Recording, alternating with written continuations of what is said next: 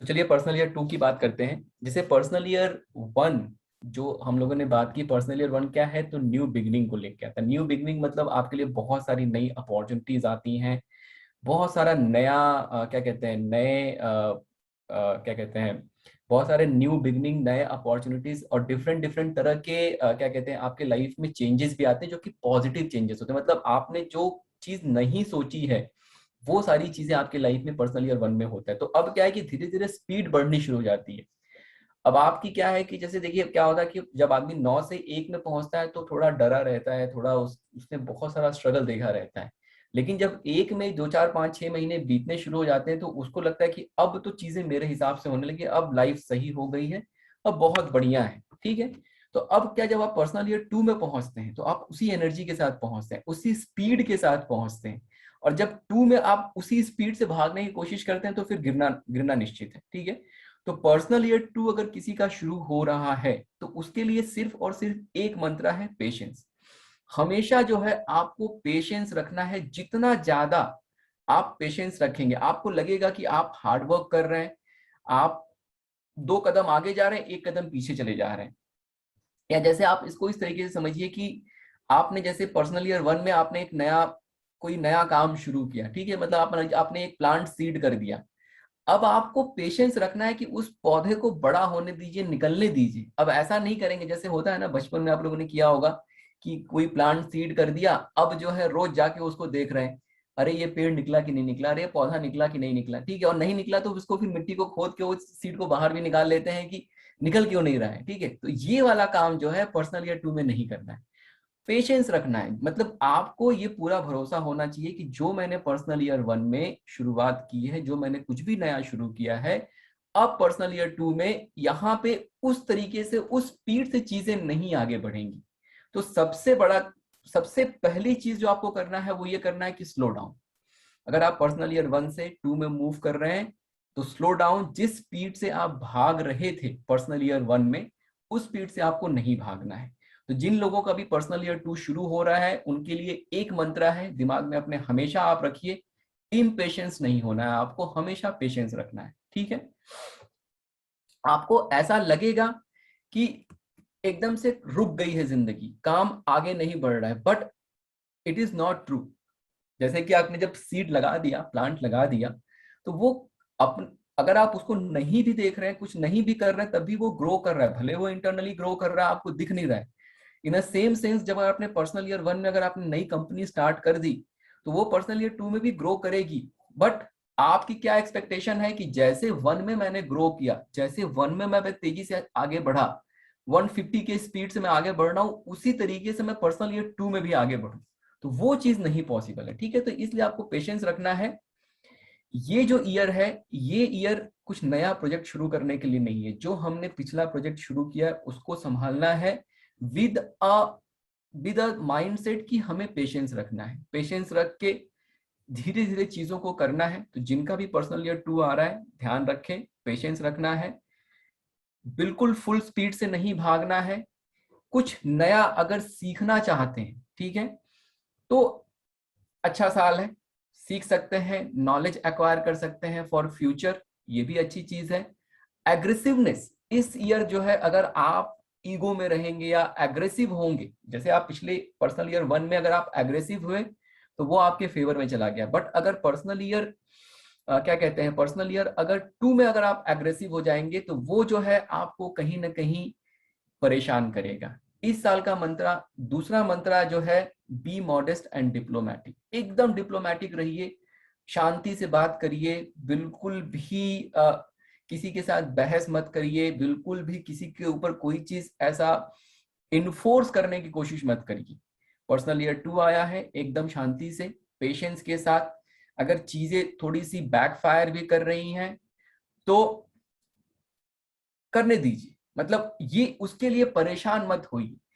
जैसे अगर चीजें बैकफायर कर गई, करने दीजिए, कोई दिक्कत की बात नहीं है। पेशेंस नहीं खोना है। कभी भी अगर आप पेशेंस खो देंगे तो आपके लिए दिक्कत हो जाएगी, ठीक है। अब देखिए आप क्या एक्सपेक्ट कर सकते हैं।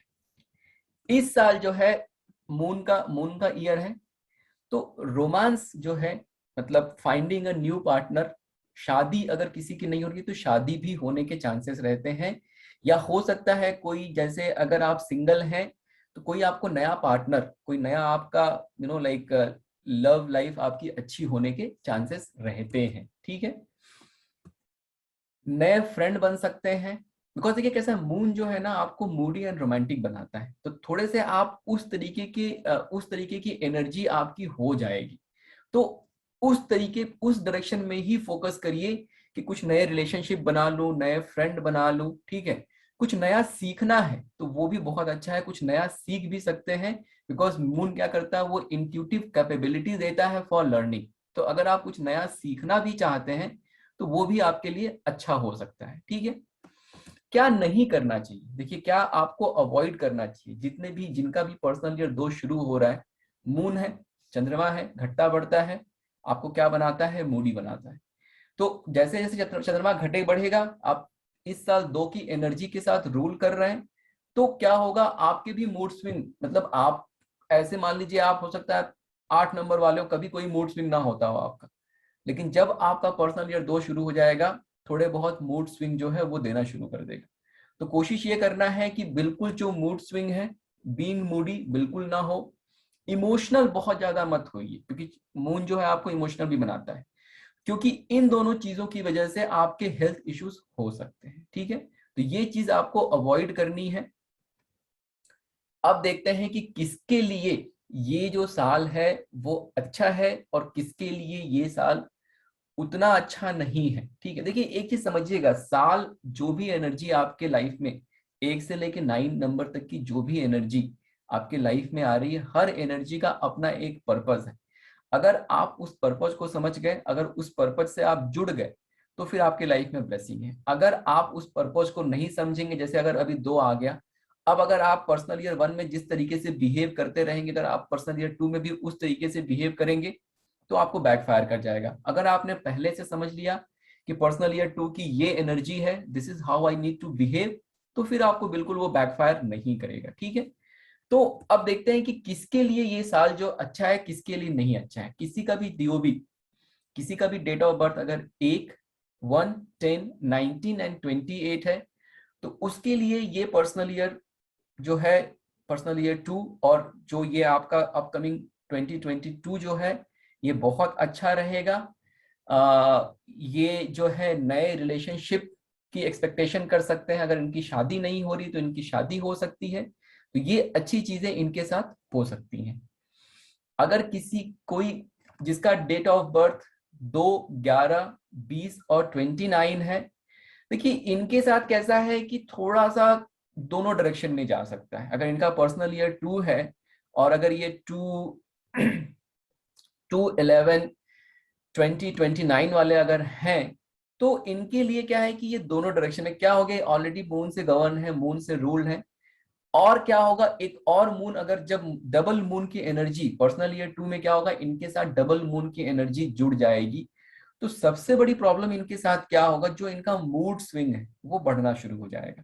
तो कहीं ना कहीं इनके लिए दिक्कत आनी शुरू हो सकती है। अगर अगर ये एनर्जी को समझ गए, अगर इन्होंने अपने अंदर पेशेंस डेवलप कर लिया, तो ये फिर ईयर इनके लिए ब्लेसिंग वाला हो सकता है। अदरवाइज ये ईयर इनको परेशान कर सकता है। ठीक है, इसके बाद अगर हम लोग डेट ऑफ बर्थ 3, 12, 21 एंड 30 जो इन डेट्स पे पैदा हुए, अगर इनकी हम बात करें, तो इनके लिए जो ये पर्सनल ईयर है, ये बहुत अच्छा, बहुत ही ब्लेसिंग वाला रहेगा। कुछ नया सीख के, कुछ नया सीखने का इनके लिए बहुत अच्छा मौका है, और ये सीख सकते हैं, तो इनके लिए ये पर्सनल ईयर बहुत अच्छा है।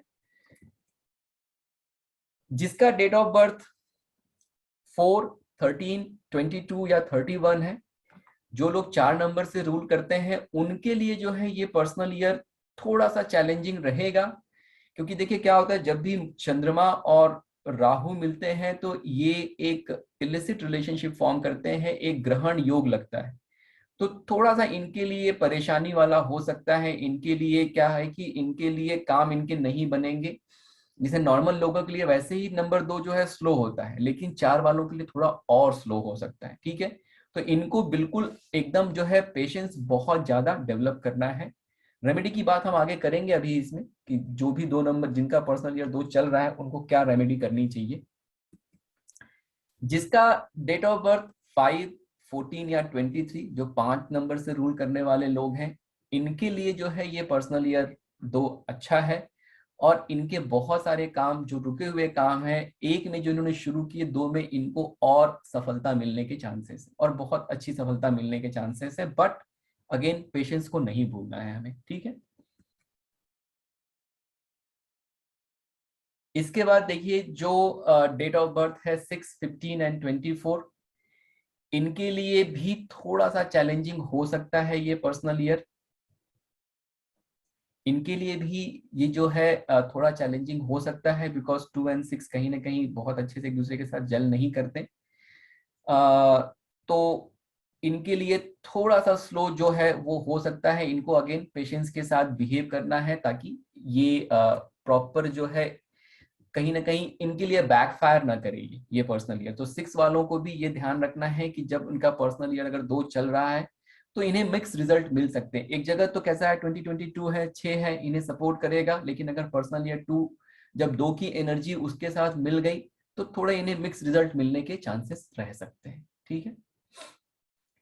जिसका डेट ऑफ बर्थ 7, 16 एंड 25 है, इनके लिए बहुत ही अच्छा समय है। पर्सनल ईयर 2 जो है इनके लिए बहुत अच्छा है, सपोर्ट करेगा। अगेन देखिए, स्लो सबके लिए है, सबके लिए स्लो रहेगा, लेकिन इन्हें बहुत परेशान नहीं करेगा। इनके लिए कहीं ना कहीं ज्यादा से ज्यादा ब्लेसिंग देके चला जाएगा, ठीक है। तो जितने भी 7, 16 या 25 डेट ऑफ बर्थ जिनकी है, जो 7 नंबर से केतु से रूल करते हैं, इनके लिए ये पर्सनल ईयर 2 अच्छा रहेगा।